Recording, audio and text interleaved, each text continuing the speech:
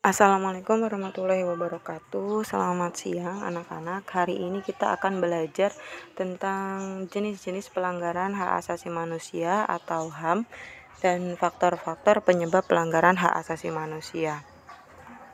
Nah, jenis pelanggaran hak asasi manusia itu berdasarkan Undang-Undang Nomor 39 Tahun 1999 tentang hak asasi manusia, yaitu merupakan tindakan pelanggaran kemanusiaan baik dilakukan oleh individu maupun institusi negara atau lainnya terhadap HAM. Nah, menurut Undang-Undang Nomor 26 Tahun 2000, jenis-jenis pelanggaran hak asasi manusia ini dibagi menjadi dua. Yang pertama adalah kejahatan genosida dan yang kedua adalah kejahatan kemanusiaan. Kejahatan genosida ini dia kejahatan dengan tujuan menghancurkan atau memusnahkan seluruh atau sebagian kelompok bangsa, ras, etnis, agama dengan berbagai cara.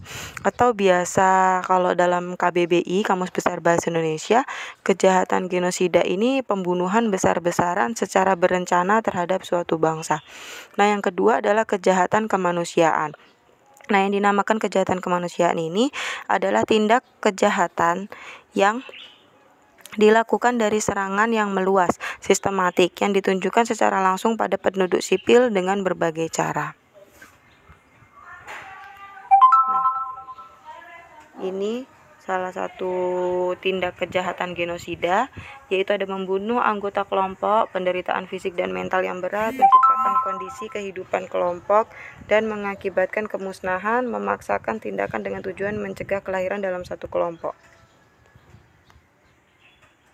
Kemudian untuk kejahatan kemanusiaan ini ada pembunuhan, ada pemusnahan, perbudakan, pengusiran, pemindahan, perampasan, kemerdekaan, kebebasan. Nah, bisa dibaca sendiri ya. Kemudian apa aja ya faktor-faktor penyebab pelanggaran hak asasi manusia? Ada penyalahgunaan kekuasaan, namanya faktor penyalahgunaan kekuasaan. Nah, apa sih yang dinamakan faktor penyalahgunaan kekuasaan ini? Jadi seperti yang kita ketahui bahwasanya kekuasaan ini nih sebenarnya nggak cuma ada di pemerintahan aja. Jadi ada di lingkungan keluarga, lingkungan masyarakat, dan di lingkungan bangsa dan negara. Nah, contoh kasus penyalahgunaan kekuasaan adalah para pengusaha yang tidak memperdulikan hak-hak buruhnya, jelas melanggar hak asasi manusia. Kemudian yang kedua ada ketidaktegasan aparat hukum. Nah, aparat penegak hukum yang tidak tegas akan mengakibatkan timbulnya banyak pelanggaran hak asasi manusia yang akan terjadi. Nah, ini banyak sekali ya. Contohnya adalah ketika para aparat hukum membiarkan penggusuran sepihak antara perusahaan dan kaum miskin kota yang tinggal dalam tanah sengketa. Padahal mereka memiliki surat-surat lengkap sebagai bukti hak tinggal. Apalagi misalnya adanya rendahnya kesadaran HAM. Ini apa maksudnya? Pelaku tidak tahu dan tidak mengerti tentang adanya hak asasi manusia, sehingga pada hal ini akan menyebabkan pelaku pelanggaran HAM berbuat sesukanya.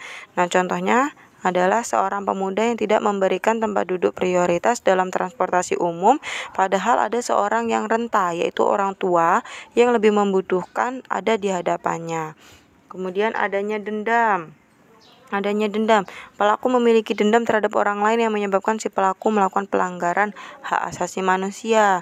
Contohnya adalah jika ada nih seorang pria menikahi wanita yang untuk disiksa karena ayah dan ibu wanita ini dulu pernah merugikan keluarganya. Wah, ini sudah termasuk dalam faktor-faktor penyebab pelanggaran hak asasi manusia. Tidak memiliki rasa empati dan rasa kemanusiaan itu juga sangat mengerikan ya, tanpa memikirkan rasa kemanusiaan. Ini biasanya terjadi di negara-negara yang dipimpin penguasa yang lalim atau zolim. Nah, misalnya di Mesir nih pernah kan dipimpin sama Fir'aun yang pernah membunuh banyak anak bayi laki-laki. Oke, demikian. Ini adalah tugas mandiri, silakan dikerjakan. Batas akhir pengumpulannya adalah pada hari Jumat tanggal 2 Oktober 2020. Sekian dari Ibu, terima kasih Ibu akhiri. Wassalamualaikum warahmatullahi wabarakatuh.